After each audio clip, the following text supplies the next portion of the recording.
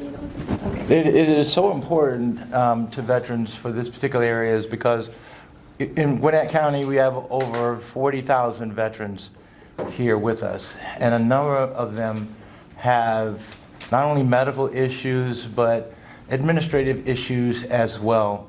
And what we found with our veteran community is that we tend to want to focus more on the veteran's mental state.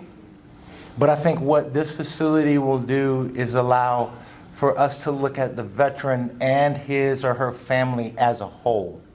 So not only we'll be able to function and follow the veteran's mental state and why they behave that way, but we also will be able to follow their spouses and their children.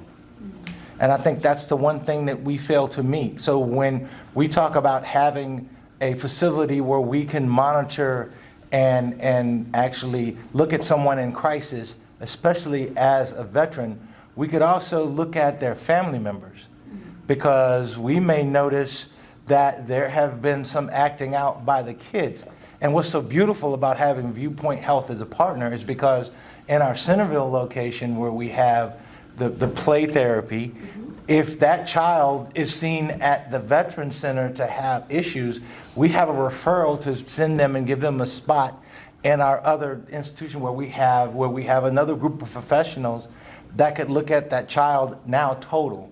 So we could take care of the military person and their family and their kids all at one time, almost like one stop. So we get a chance to follow up on them. So I think that's important.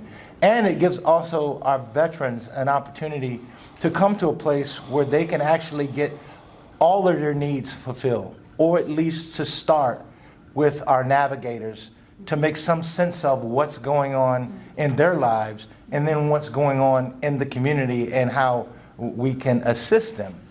I hear that we may have an opportunity to get vans. DAV 90 is looking at that. And the beauty of that is once we find the veteran at this particular center, we could transport that veteran over to the Lawrenceville clinic, medical clinic, and even possibly get the VA downtown to look if we could get some type of transfer system between there.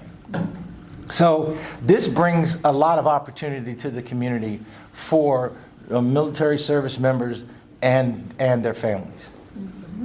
Is there a relationship with the North Side Hospital? No. This project is not going to relate it with any. No, this. I mean, we'll continue to work with. Yes. Oh no. Yes, we. He said, the convenience. Oh, definitely. And the relationship. Yes. Well, so the great part about this community resource center is we will continue with supporting all of our strategic relationships, right? So we have a lot of those with our nonprofits, with our medical community, with our hospital systems. This just gives us a better opportunity to expand even further, right, and touch even more of our residents in such an impactful way. Okay. So if somebody wanted to use the clinic, they have to live in Gwinnett, or is that open to everywhere, or they have to live in Gwinnett County? Are you talking about our veterans? So currently, right now, if any veteran walks into our Veteran and Family Services Center, we are working with them, right? Sometimes we'll get calls from residents across the metro region, and we still work with them because, again, it's about that interconnectedness, not only just within Gwinnett, but also with our regional partners. I mean, the social and human services network that exists really goes across Atlanta and across the state. Yes. Think of it like this. If a veteran, I sit on the board at East Side or Piedmont. Say the veteran displays at the Piedmont emergency room. Right. And they seem to have more issues than just the behavioral one, but they may have administrative type issues. Well, with our new microtransit, we could transport that individual from East Side or Piedmont over to our new community service center, where now that veteran can have a full array of services to determine at this point with our navigator, where should this person or that family member go? So it kind of now brings everything that we've been trying to do as a community to help with mental and behavioral health. It kind of brings it all in together. how, can you tell me how serious, the veteran has a mental issue or behavior, like, they got the homeless easily because, so do you have any, idea or the information about that one, or?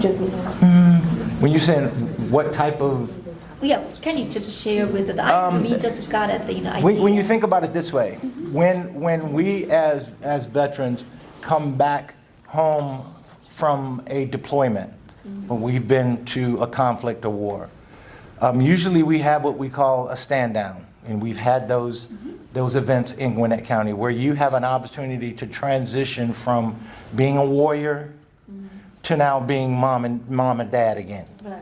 And they give you a couple of days. Now imagine if you didn't get that time and you present yourself somewhere and you're having a crisis moment. You don't have a stand down. It's just you. And now what do you do? Because no one really understands what you're going to. Even if you have on a hat that says you're a veteran, you'll get thank you for your service. But they're not really dealing with what caused you to go through this mental anguish, or why have you been so violent. And remember, we're taught to defend, not to be nice and butterflies and kittens. That's just not what we were trained for. So now you're asking us to convert back to that, and we're in a state of crisis. So we're confused. You got one person yelling and telling you what to do here, then you got another person yelling and telling you what to do here, and then you don't know what to do in the middle. So you kind of just say, you know what, I'm tired of this. And you go back to the first thing in your mind that caused this conflict. It may have been shooting. It may have been fighting. It may have been hiding. Whatever that was, you go back to that. Yeah, that's PTSD. Correct. So it's very difficult when you're dealing with veterans like that, because you're dealing with the person who knows how to defend themselves in some kind of way. So they're not your average person off the street. Because we have already finished the military service, so we Korea, Yes. Yeah. Okay, they understand what Yes. you're talking about. Yep. Okay. Any, the questions about, the commissioner? I do want to push this out to the Korean community, especially my friends at the Korean Vietnam community. They need to take part in this. I see. We need their presence. Okay. And in this, we really do need that. I really, that is a great group of men and women, and they need to be a part of this endeavor. To include even the Korean female war veterans. I met them 2 or 3 years ago in Snellville. Yes, never. Yes. They gave it the study. Yes, they did. They need to be a part of this.